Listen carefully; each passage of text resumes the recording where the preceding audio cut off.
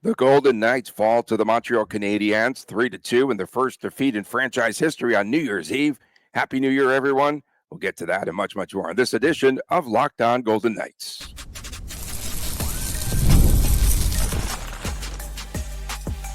You're Locked On Golden Knights, your daily podcast on the Vegas Golden Knights, part of the Locked On Podcast Network, your team every day.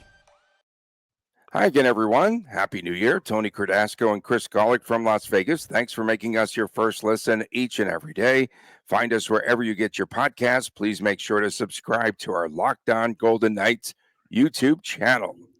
Yes, we hope that everyone enjoyed the holiday, and now it's back to work for a lot of us already, like us. Yesterday, VGK blows a 2-0 lead. They lose to the surprising Montreal Canadiens, now at 500. 3-2 is the final. A 6-game win streak over now for VGK, as is a winning streak of 6 consecutive New Year's Eve games. You were at the game yesterday. Was this a contest that was even a game in which VGK, when they led in the game, it didn't feel like they had a secure lead? What was the tempo of this game, or what was the feeling when they led 2-0 here? I felt it was secure. I didn't feel it was going to be a blowout. We talked on yesterday's show. I was very clear. I thought I called the 3-2 game, not on the Vegas side. I was wrong about that, but I did call a 3-2 game. I did say the game was going to be balanced in the balance late in the third period. I thought the betting line was absolutely terrible for the game. Montreal came in plus 200, plus 210, plus 220, depending on where you got the action. I thought Vegas would win the game. Let's be clear about this, but this was not a David versus Goliath affair, even though the standings might have indicated as such. Original question, did the lead feel safe? I mean, no lead is safe in today's NHL, but I thought VGK was going to be okay. Especially they almost scored one at the very end. Was it of the second period, first period, whatever period? No, it was the very end of the first period. They almost had a third goal too, just after the buzzer, unfortunately. I liked what Cassidy said, and it felt like Montreal wanted this game more. And that's really what the vibe was, I think. Man, so Cassidy says afterwards, self-inflicted, stop playing halfway through the second period the way that they needed to push. 2 goals on breakout turnovers. And then he said, he also said that he said, we're going to be pissed later on after we look at this film because these were points we should have had. This talks about the new standard of the team. I mean, we'll start there, I guess. I mean, we're talking about a Golden Knights team that lost 2 games in the month of December here. And the fact that they lost the game in this fashion, you have a coach that's pissed off about the circumstances, and he's going to make sure the team knows about it. And he's not going to ridicule them or anything like that, but he is going to reinforce and work on some things in the next practice. We've talked about how well VGK responds, and when they do get some practice time to work on specific areas, they improve them. So he also didn't mince words with Shay Theodore. I forgot the specific wording, but he said something about a bad pinch or something like that. But it was a very clear target at Theodore for, I believe it was the go-ahead goal. It was a tying or the go-ahead goal, one of the two. The Golden Knights defense, they're playing really aggressive, right? It was about a month ago.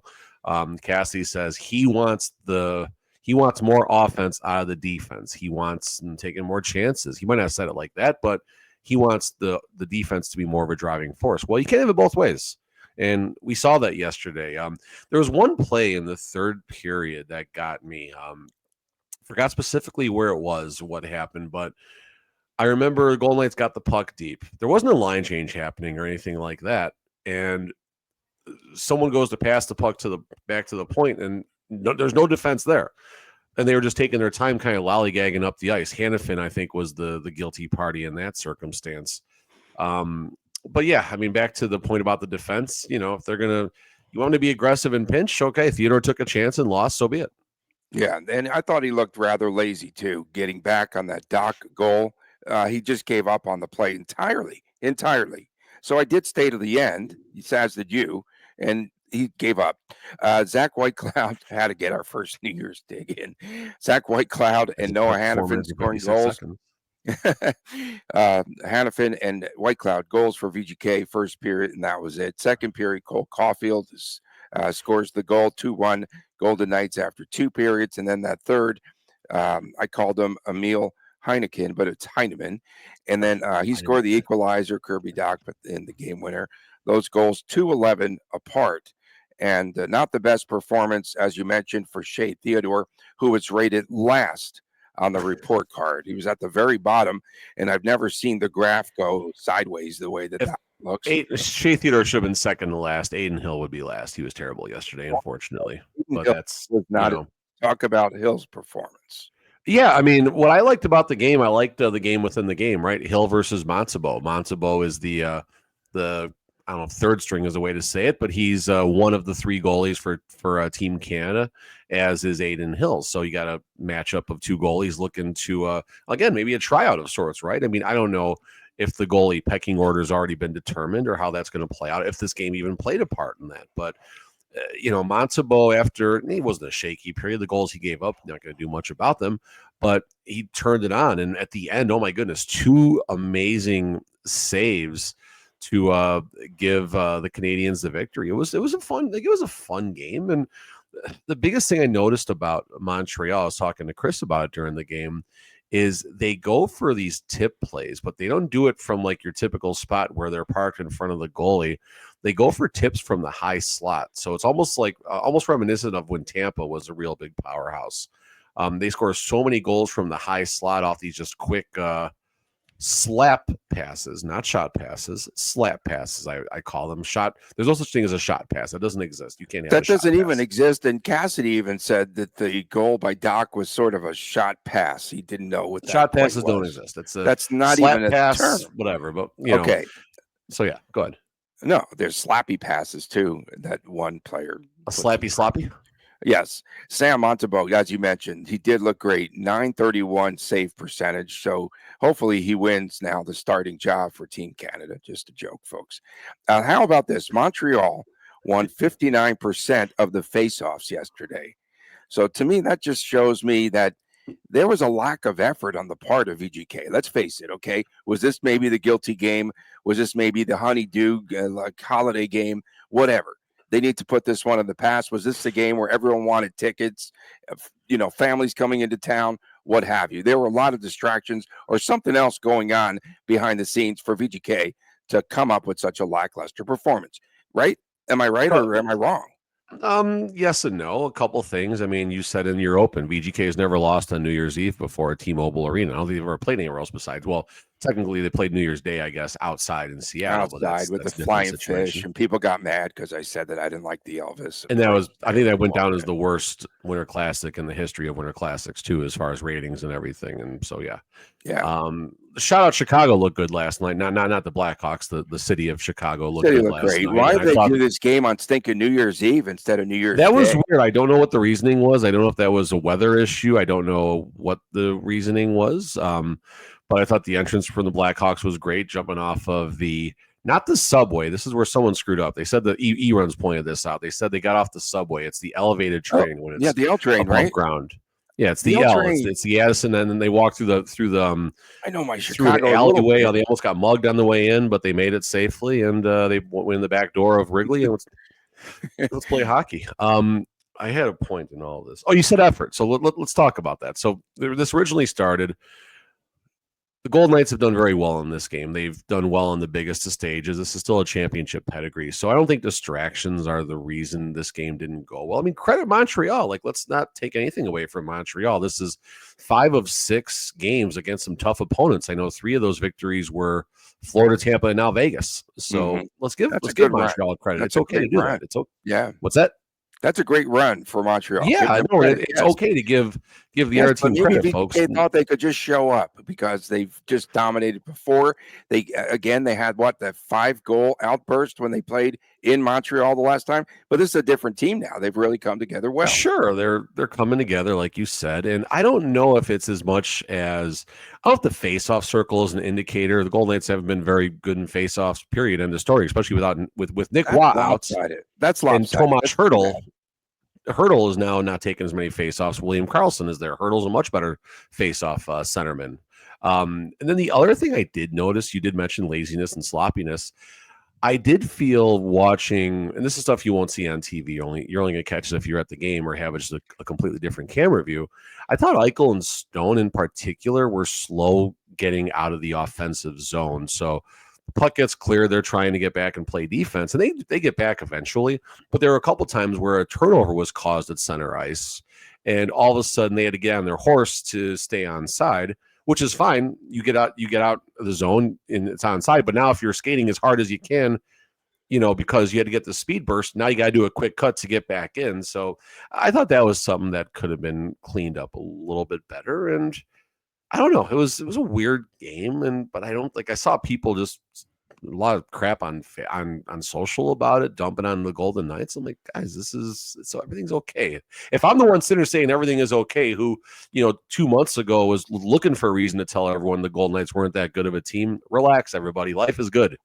Yeah, 23 giveaways for VGK, and again, Cassidy said that those were points we should have had.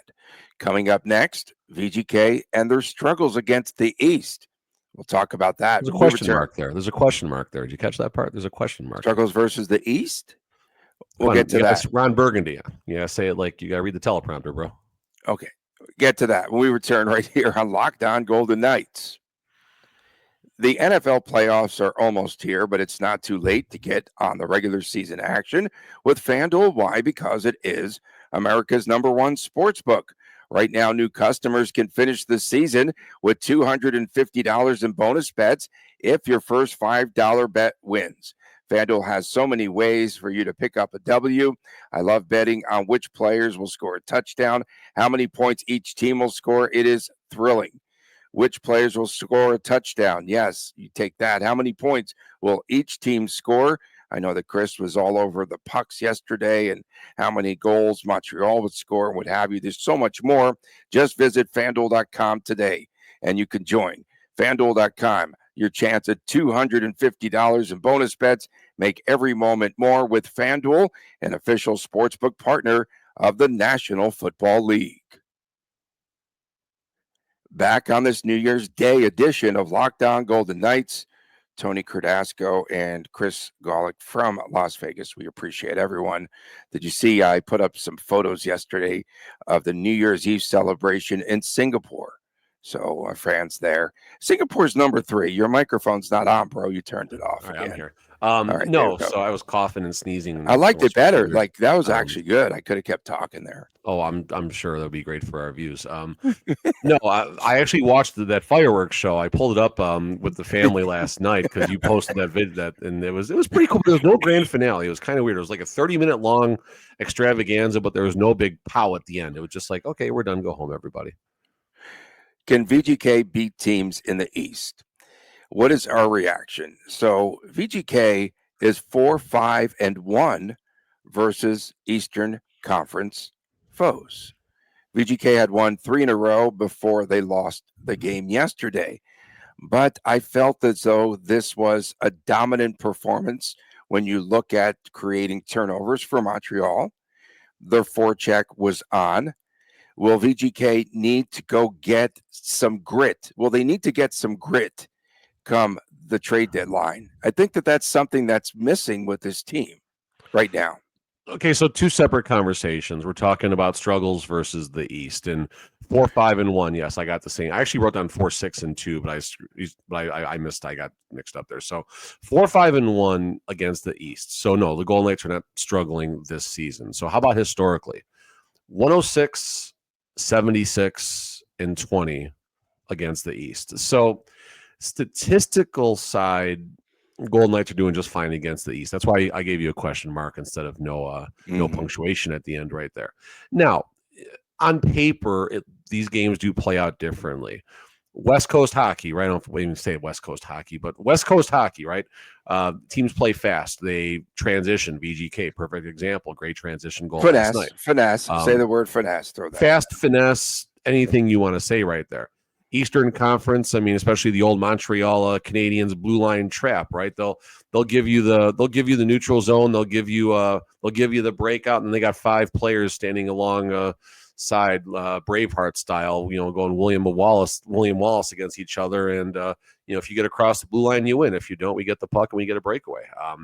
You don't get as much of that as it used to be. It's a different game, but it is still a grittier game. It's still less space and, tighter forecheck. Tighter forecheck, I think, is important to point out as well. So those are all things that can cause the Golden Knights some trouble. Do they struggle against the East? I mean, they're 500, right? They're 1 point below 500, I think, is what we said, 4-5-1. So 1 point below 500, which is fine. 500 points percentage against the Eastern Conference when the team overall has a points percentage of 720, I think, after yesterday. What is it? 716, which is still the highest points percentage in the entire National Hockey League. So the good thing is the Golden Knights need to prepare, hopefully just one time, to play a 7-game series against an Eastern Conference foe. Or if this is the COVID season, you play the Montreal Canadiens in the Western Conference final, which was even stranger thinking about that. Now, second part, Tony, you did say, could the Golden Knights use a little bit of grit, a little bit of sandpaper? Absolutely. No doubt. And that might take care of itself. I don't see Kolesar sticking on that line with Carlson and Hurdle. Yeah, what happens there? That's what I was going to ask too. What do you think happens there? I mean, you can do a couple things when it comes to that. Barbashev will go back to his spot on the top line, number one. So now Dorofeev or Olofsson, you'll see what ends up happening there. Olofsson's looking better, by the way, in 5-on-5 circumstances. I know he's a power play specialist. 5 of his 8 goals are on the power play this year. But his 5-on-5 game is improving. So I don't know if it's a big thing for him to switch wings or anything like that.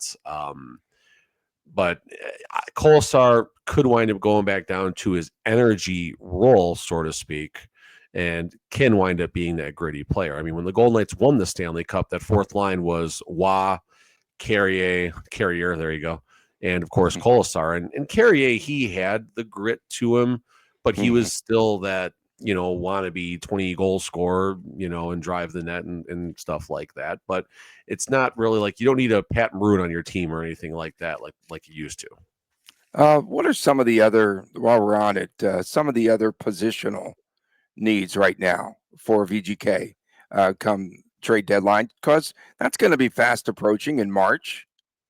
So I had a discussion on Twitter, and I don't know if it was an argument or not, but talking about the success of the Golden Knights, and people are saying the Golden Knights don't miss Jonathan Marchessault. Relax, we're not having a Marchessault discussion here, and more people want to give credit to Jack Eichel for how Marchessault did, and that's fine. There's nothing wrong with that. That's okay.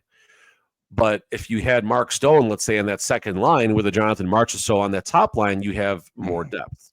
And people are saying, well, it doesn't matter who's on that line with Jack Eichel. They're going to perform. Okay, fine. I'll give you that. No doubts. But would you rather have, as a second line right wing, Mark Stone or Keegan Kolesar?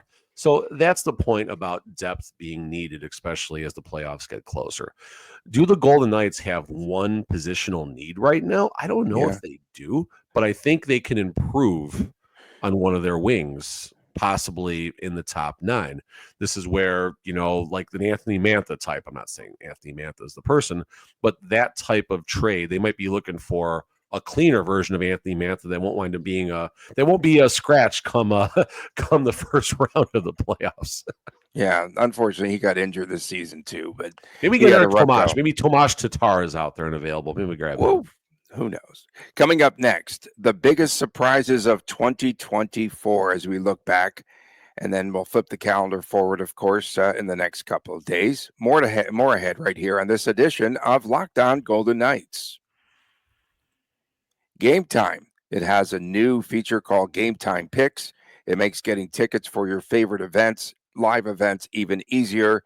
It filters out all of the fluff to show you only incredible deals on great seats so you don't have to waste time searching through thousands of tickets.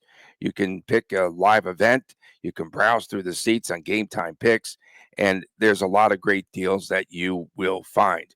There's curated deals. It makes it easier to find the best prices on great seats. The super deal, seat views before you buy. I like that. All in pricing. If you toggle this feature, it shows you the total up front, no surprise fees at checkout. And the seat views, you get a panoramic view from your seat on the app before you buy. Make sure that you download the Gametime app today, create an account, use the promo code LOCKEDONNHL, $20 off of your first purchase. Again, terms apply. Create an account, use that redeem code, and the redeem code is LOCKEDONNHL, $20 off. Download Gametime today. What time is it, Chris Golick? Game time. Had to turn the microphone on. Welcome back on this New Year's Day edition I was working, man. of Locked On Golden Knights. Tony Cardasco and Chris Golick from Las Vegas. Don't forget, Fridays are WTF. Saturdays, sometimes it is the Chris and Chris Jr. show. I like the new Edmonton sweater that little Chris has. It's pretty cool. We wore it last night, and it actually got a ton of compliments. Probably Montreal Canadiens fans, but Chris got a ton of compliments for rocking it. But the Golden Knights stopped by and said it was not a good decision for me to allow him to wear that, and I told him to pound sand very respectfully. Me and Lee get along great. We're having fun, but whatever. Nice. A couple people on Twitter chirping about it. They're like, "Why do people wear a sweater not related to the two teams that are playing?" Who cares? Is my answer to that. Like, again, hockey fan first, Golden Knights fans second. People, I think, have a hard time respecting that. Good buddy of mine, John, who watches this, who watches the show occasionally. He's got probably one of the most massive jersey collections, not just in Vegas, but in the entire world, as far as game used jerseys. And one of his pride and joy jerseys is the Cody Eakin. Not a major jersey, like the actual jersey he wore when that moment happened. And he I don't think he ever wears a Golden Knights jersey to a game. He wore a Bruins jersey last night, more or less to troll the Canadiens, but still, That's kind of it's all good. It's all good. Biggest surprises of 2024. Well, I think for this season currently, the way that VGK comes out of the chute and now they maintain the lead, and then they now have the highest points percentage in the National Hockey League, which is a surprise because you and I thought by now, by American New Year's, that they might be struggling a bit.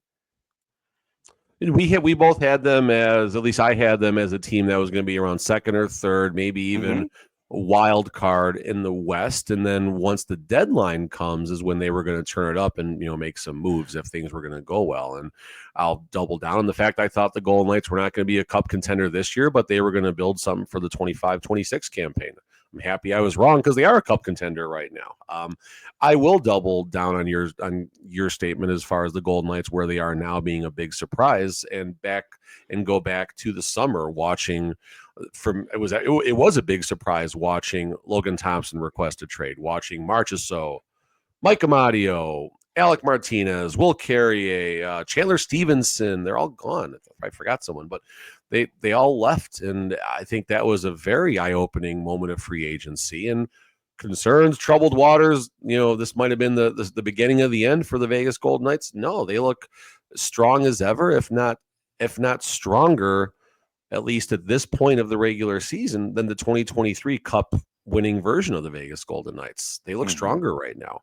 And there's still moves that are going to be made. McCrimmon is not going to stand pat going into the playoffs, whether his hand gets forced because of LTIR or whether just there's something that presents itself out there. Something is going to happen, and whether it's a sexy name like a Patrick Kane, he's on the block again. Every trading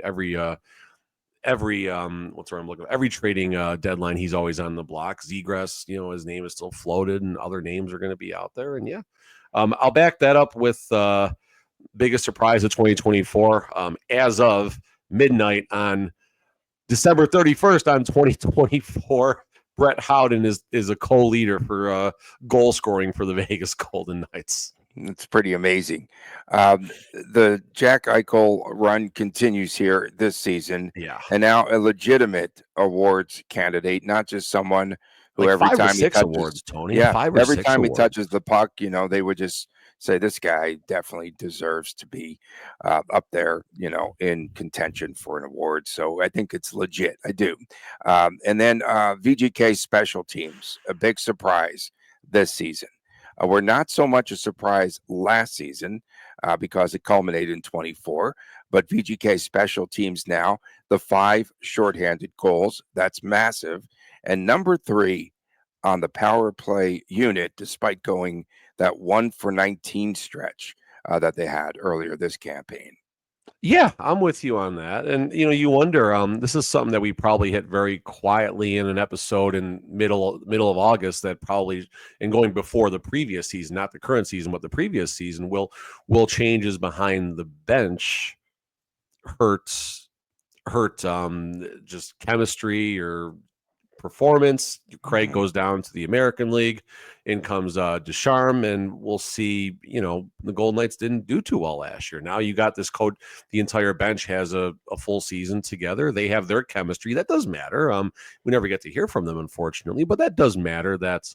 They have another season of working with each other and everything. So yeah, I mean, I'm with you on that. I really don't have anything else as far as surprises, unfortunately, on my list. Well, We get the scoring leaders. Jack Eichel was on my short list to talk about as well. And yeah, I mean, maybe we could do a quick. Good. No. I have more. Fire. I'll react. So yesterday against Montreal, this is reminiscent of these VGK games where the scoring dries up, right? Where all of a sudden they just can't score. Tony West, no doom and gloom. Cover your ears, everybody. No. I'm just saying that the defense, again, and this new structure of the defenseman joining in on the rush is starting to pay some dividends, perhaps, to defensive goals in the game against Montreal. No, this is, I think, a defensive unit that was, they were much maligned coming out of the chute. Now they're starting to play much better. And in the month of December, plus minuses, did you see this? Plus 11 for Hanifin, Petro plus 14, the best in the NHL in the month of December. And that was actually, in between buffering on nighttime minus, I saw that stat. It was up on the screen. So people are dragging. People are getting pissed off. Now they're having trouble watching like the Zach Whitecloud special on nighttime minus. Oh my and goodness! Stuff. Like they can't. Oh my goodness! So our claims are they're legit. Our claims are legit about that when we say that there's some stinky periods of time on there. No, yesterday actually, I'll give them credit. It went through the entire game without buffering. It didn't buffer yesterday. Good. Maybe a circa ad or something like that. Plus minuses, just kind of backing that up. Eichel 21, Braden McNabb 20, Petrangelo 17. Petrangelo, I put out a post in, I don't know, about 3 weeks ago, just an appreciation post when Petrangelo, you weren't seeing, this was after that crazy scoring run had happened and everything. And just, I think he's underappreciated. Like, he doesn't skate well. Okay. He doesn't play that great of defense. He doesn't play that great of offense. But he goes to work every day. He goes to work every shift. He leads on the bench. He leads in the locker room. And I say he doesn't skate very great. That's tongue in cheek. He's an NHL skater. He's one of the best skaters in the entire world. But you're not going to see him out there winning any races or competing or in anything like that. And yeah, his skating speed doesn't even compute. It doesn't show up on. They use exactly. I was thinking about the highway radar joke from Major League 3 when they had a pitcher. He throws the ball like really, really slow, and they got someone with the gun behind home plate. He's like an old veteran, whatever, like knuckleballer. He goes up there, he throws the pitch, and the guy with the radar gun behind home plate is like hitting the button. And he's like hitting the machine, he's like, why is this not working? He's like, oh, we got this used from Highway Patrol. It doesn't do anything. It doesn't load anything under 55 miles an hour. So similar for Major League 3 is a terrible movie, by the way. Don't waste your time, guys. Please don't waste it. Minor leagues back to terrible anyway. That was a highlight. That was the highlight, was the jugs gun there. Whatever. Yeah. Okay. So, but that's Petrangelo. He plays important minutes. He plays in important circumstances. He generally makes the right decision and finds a way to get it done. And you need that player. The Golden Knights identified 2 major areas of opportunity prior to winning a Stanley Cup. A number 1 defenseman. Okay. Hi, Alex Petrangelo. A number 1 centerman. Hello, Jack Eichel. Here we go. Now, what do you think New Year's Eve was like in the Cassidy household? Because it's not very often that Christmas music. Yeah, probably more. He probably watched a lot of the Christmas shows again. My kids made it till midnight last night, Tony. We made it till midnight last night. Is this a first? It is. So we always celebrate the ball drop at 9:00. We had grapefruit juice and all that nonsense and everything. And the kids call it the Midnight Challenge. Chris Nell, you guys awake? Come Are on they? in if you're here. Okay, I want to know what this is. The Midnight Challenge. The Midnight Challenge. Who can stay awake? Who can stay awake till They're awake. midnight? No, they're awake. I won't be yelling. No. That's they're but ignoring the me goal right is now, which they do. the goal is they challenge each other to stay awake. And then Yeah, exactly. And who was the first one to start to get a little here we go. drowsy? Chris. We're talking about the Midnight Challenge. The Midnight Challenge. This is something. Come on, let's go. Hurry up. Clock's ticking, man. Clock's ticking. We're over 30 minutes. We never go over 30 minutes in a show. So is that the Oiler fan right there? Is that the Oiler fan? Talk about the Midnight Challenge, Chris. Get in there. What did we do last night? Really fast. He's a heck of a drummer, by the way, too. You're a heck of a drummer, he said. See, I did that. We did a Siberian Cat Orchestra concert last night. That was last night again. 9:00. We did another one. Let's see, and then we did the ball drop at 9:00, right? So that was fun. And then what we do after 9:00 to keep you guys awake? What do we watch? Talking the mic, bro. What movie? Grumpy Cat. The Grumpy Cat movie. The Grumpy Cat movie. It's a Lifetime movie. It's actually hysterical, Tony. All right. Hysterical. I'll have to look that up. We watched that, and then basically about 11:30, we put the local TV on for Vegas, and we watched their fireworks show. We heard the fireworks going off in our neighborhood, and it was a nice night, right? We had fun, and they made it. Okay. They made it, and they made it to midnight. The closest one to losing, but his sister was keeping him awake the whole night. What? Oh, she did. It was all the way around. I was not near to falling asleep at any time. All right, go back to playing the drums on the laundry basket, bro. Laundry. Next Friday. Next concert's Friday. Next concert's Friday. Thank you so much for making Locked On Golden Knights your first listen today. For your second listen, find Locked On Fantasy Hockey, become a fantasy hockey expert, and get the edge over your league mates with daily tips from Steal and Flip. Find Locked On Fantasy Hockey today on YouTube or wherever you listen to your podcast. That'll wrap up our New Year's Day. Not resolution guys, are we? I'm not really. No, I've got resolutions goals. Are stupid. I turned resolutions about 5 or 6 years ago into goals, and it actually works much better. Just write down your goals for the year. So yeah, that's cool. Nothing wrong with that. And that's a lot easier. Allow yourself to make mistakes. Don't if it resolutions, people like the problem is when you make a resolution, if you screw it up, you fall completely off. I'm going to go to the gym and work out, and all of a sudden you stop working out. Just find a way to motivate yourself without needing the change of a calendar to do it. Put your goals on a napkin. That's the best advice. Put them on a napkin. Put them on a napkin. And don't be so hard on yourself. Not you, just in general. Okay. We appreciate myself too. We appreciate everyone tuning in. Thank you so much for listening and viewing. Again, we'll see you tomorrow. Back tomorrow, perhaps, maybe. Yeah. I don't know what our schedule is. We'll talk in a second. Yeah. Okay. We'll try to figure it out. For my man, Chris Golick, I am Tony Cardasco from Las Vegas. Have a great day. Happy New Year, everyone. We'll see you tomorrow-ish right here on Locked On Golden Knights, and please take care.